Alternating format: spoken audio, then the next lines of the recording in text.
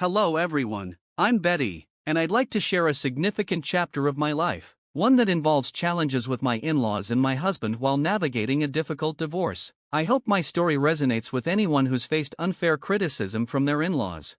Let me take you back to where it all began. I met Kevin, my now estranged husband, on a dating app when I was a 20-year-old college student. Kevin was 26, established, and financially stable. Despite our age difference, we fell in love quickly. I've always believed that love isn't confined by age or appearance, so Kevin's being older was never an issue for me. However, Kevin struggled with our age gap. He often asked, "Why are you with me, Betty? You could find someone your age, someone who might be a better match," but I chose him because I loved him, and to me, age was just a number. Kevin's insecurities ran deep, and he would press, "There must be another reason. It's not normal for someone like you to be with someone like me. Please, just tell me the real reason." I reassured him again and again that my feelings were genuine, that I wasn't interested in dating someone my age. I loved him for who he was, and that was what mattered to me. Yet, his self-doubt remained, hinting at deeper issues of self-esteem that seemed to have kept him single before we met. Wanting to prove my love, I made sure Kevin never spent excessively on me. As a college student, I wasn't wealthy, but I bought him thoughtful gifts and managed my own finances. I worked part-time jobs, ensuring I wasn't financially dependent on him. Kevin seemed to appreciate these efforts, but sadly, his insecurities didn't fade. He continued to question the sincerity of my love, which hurt deeply. It took 3 years before I truly understood where Kevin's issues were coming from. When I met his parents, Samuel and Charlotte, I began to see the root of his struggles. Samuel, Kevin's father, had experienced a sudden windfall when he won the lottery, which changed their lives overnight. This newfound wealth gave me insight into the environment that shaped Kevin's views and insecurities.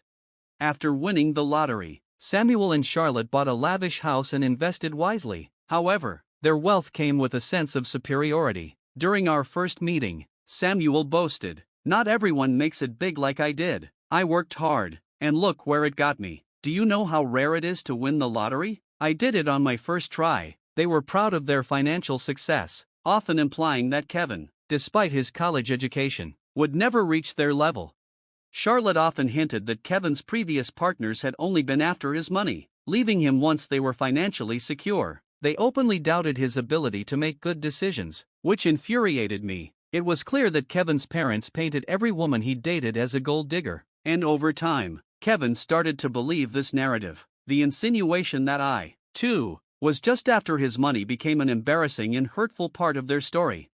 Fed up with their baseless assumptions, I finally stood up for both Kevin and myself. "I'm sorry, but I have to disagree," I said. "Kevin has worked hard to build his career, and in time, he will achieve even greater success. But that doesn't mean women are after his money." Samuel retorted, "That doesn't change the fact that women only want him for money. We worked hard for what we have, but Kevin does co-own the house. Eventually, it will be his. Every time these girls see our $350,000 house, I swear, they just see dollar signs."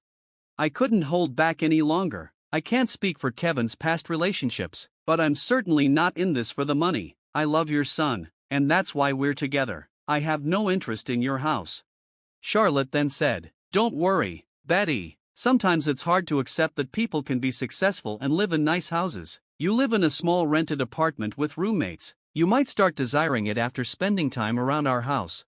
Their comments pushed me to my limits. I was on the verge of losing my temper, but Kevin, who had been listening, said nothing. He didn't defend me or himself. Instead, he changed the subject. On our way home, I was taken aback by his indifferent attitude after such a tense visit with his parents. I knew I had to address the issue directly with Kevin. "Kevin, your parents are being unfair and hurtful to both of us. Why didn't you stand up for me?" Kevin sighed, his frustration clear. "What did you expect me to say, Betty? My past isn't exactly encouraging. I've been used before by people who only saw my parents' wealth, making plans for when they'd inherit the house. Even if they were wrong about those women, that doesn't mean they're wrong about everything. I felt a pang of hurt. Even if those women were after your money, that doesn't mean I am. It hurts that you stayed silent while your family insulted me."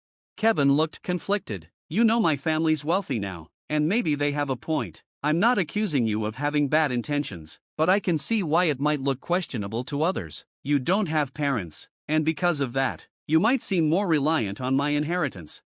His words were almost too much to bear. What you're suggesting is absurd, Kevin. I've never pressured you to spend on me. Not having an inheritance doesn't make me a gold digger.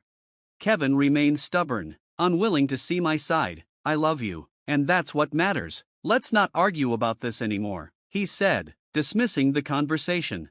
While some might have found comfort in his declaration of love, I couldn't shake the feeling that he still doubted my intentions. I tried to discuss it again, even suggesting therapy to help him see things more clearly, but he refused, insisting there was nothing wrong.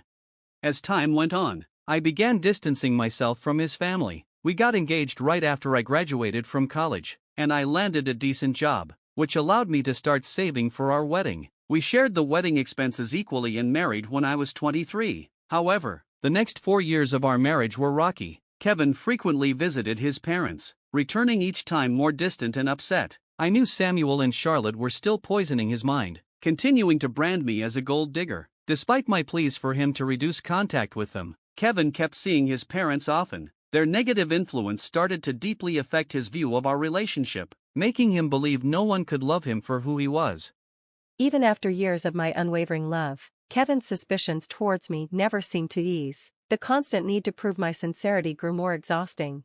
But the moment that truly tested us came on Kevin's birthday. Wanting a low-key celebration, we decided to have a small cake party at home. Excited to make his day special, I surprised him with the expensive watch he'd admired for so long. Kevin was thrilled with the gift, but my heart sank when he suggested we show it off to his parents. Despite my hesitation, I agreed. When we arrived at his parents' house, Kevin couldn't wait to show off the new watch. "Mom, Dad, look at this beautiful watch Betty got me. I've wanted it for so long. Isn't it stunning?" His enthusiasm was palpable. Charlotte responded with a hint of surprise. "Oh, Kevin, it seems she does love you after all." We were quite worried for some time. But Samuel quickly added, "Don't be fooled, old Charlotte, she's a gold digger. She married our son because we have a $350,000 house. Let's not ignore the facts." I couldn't hold back my frustration. "Excuse me, why do you think I married your son for your house? I had been working and living in an apartment for years. Besides, if age was really a concern, why would I marry someone older unless I truly loved him?" I said, trying to hold my ground. "I assure you, I didn't marry Kevin for his money or for your house. I married him because I love him. Surely Kevin can confirm that, right?"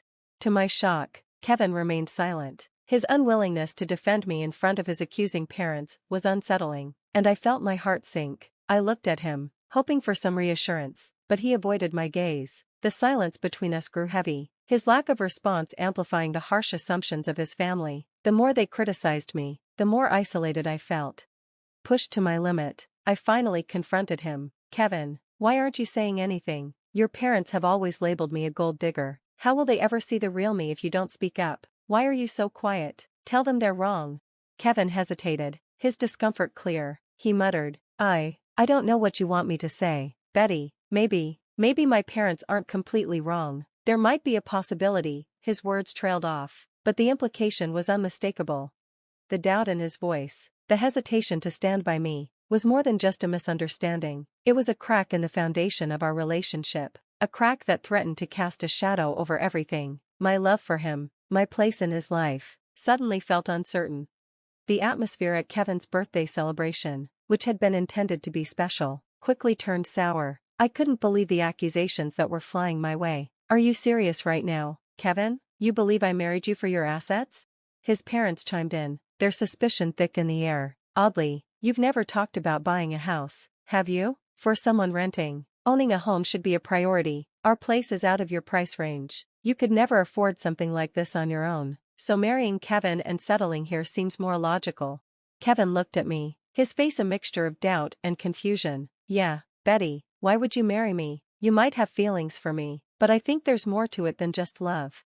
I was left speechless by their words. All the love and affection I had once felt for Kevin seemed to vanish in an instant. It wasn't just his parents' skepticism that hurt, it was Kevin's agreement with them that cut the deepest. In that moment, I knew I had to end our marriage, but I didn't reveal my decision right away. Instead, I waited for the right moment.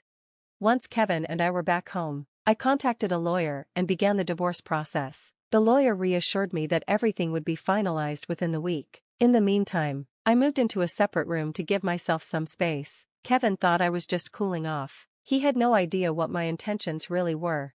When the divorce papers were ready, I packed my things and left. Kevin, clearly distressed, called me in a panic. I told him to meet me at a specific address and to bring his parents. He was confused, but he agreed.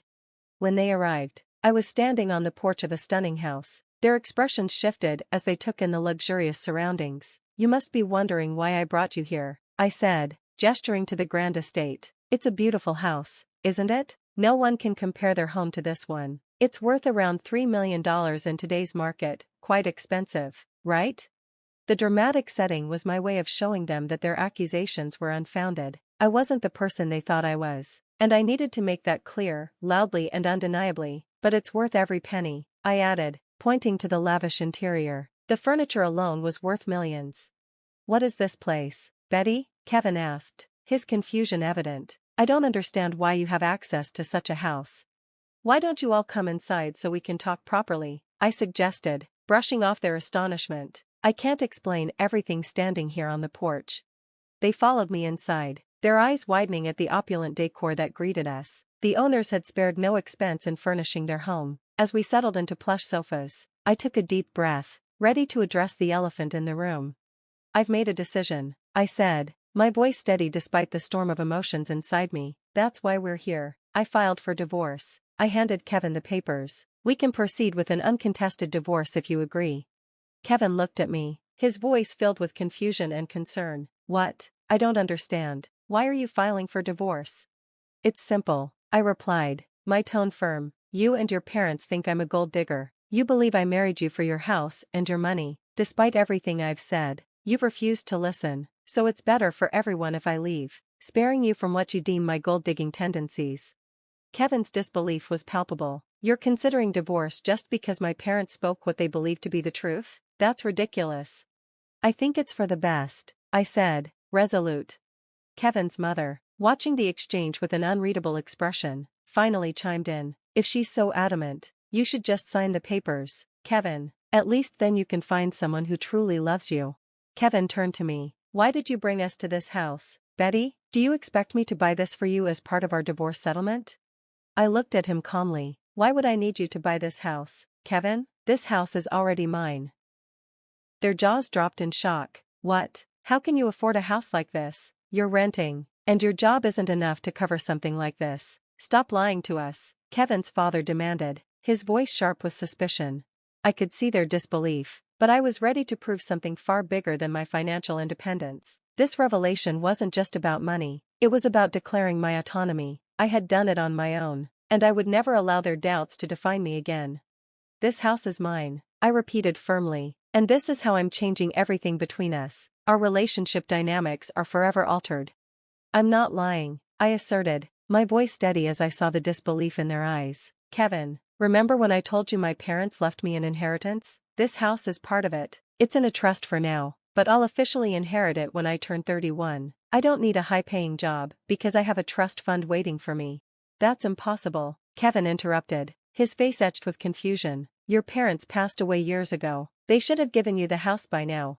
I took a deep breath. "My parents knew there were people who might try to take advantage of me," I explained. "They put everything in a trust to protect it until I was old enough to understand what it meant. They wanted me to be settled with someone who genuinely cared about me, not someone who was after my money." Kevin's mother looked taken aback. "Oh my God, Betty, you should have told us about this. We had no idea. This is a beautiful house. We could all live here very comfortably." "Yeah, you should have shared that earlier," Kevin added, now looking relieved, though still somewhat embarrassed. "We thought you were after our house. If we'd known." "I always knew Betty was perfect for Kevin," his father chimed in, his tone shifting as he eyed the lavish surroundings. "Look at this, she's a great match for him. Look at her wealth." I couldn't help but laugh at the sudden shift in their attitude. It was dizzying how quickly their views of me had changed. But what struck me even more was how easily they'd forgotten about the divorce papers I had brought. "Anyway," I said, pulling the divorce papers from my bag, "here's my signature for an uncontested divorce. You can sign these if you agree. If not, we can take it to court, but I won't live with you anymore." Kevin looked at me, his eyes desperate. Wait, Betty, listen. There's no need to rush. You've proven you're not a gold digger. There's no reason to get a divorce now. We apologize for the misunderstanding. Doesn't that make things better? Kevin's parents nodded in agreement, but their words only fueled my frustration. I don't want your insincere apologies, I said, my voice firm. For 3 years, you allowed your family to label me a gold digger. You could have defended me, but you sided with them. You even accused me of it. I can't stay with someone who doesn't respect his wife. I'm done. They pleaded with me, asking me to overlook the past, but their lack of genuine remorse made it clear that nothing had truly changed. When I reached my breaking point, I demanded they leave, threatening to call the police if they didn't. My firm stance left them no choice but to leave. In the weeks that followed, Kevin and his parents relentlessly harassed me. They begged, pleaded, and even offered bribes, thinking money could sway my decision. It only fueled my anger, revealing their continued view of me as someone driven by financial gain. Ironically, since Kevin co-owned the house with his parents, I was entitled to half of his share, which only added to their desperation for reconciliation. Despite their relentless attempts, I stayed firm in my resolve to end things. I moved all my belongings to my parents' house, asserting my right to stay there, even before officially inheriting the property. Kevin and his family kept trying to reach me, but I changed my number to cut them off. Kevin even showed up at my workplace, but I had already informed security, and they asked him to leave. He still hadn't signed the divorce papers, holding on to hope that I would change my mind. Almost a year had passed, and the situation remained unresolved, a testament to the complexity and emotional weight of our lives entangled together. But I had made it this far on my own. I was financially stable, and though I had gone on a few dates, I wasn't ready for anything serious yet. A cousin of Kevin's told me his family was now scrambling to pay me my rightful share of the house. Their legal fees were mounting, and their savings were running low. Kevin had even suggested selling the house, harboring resentment toward his parents for the chaos they'd caused in his life. At this point, I couldn't care less about their dilemmas. My only focus was to be free from their toxic influence and move on with my life, leaving behind the chaos and negativity that had plagued me for so long.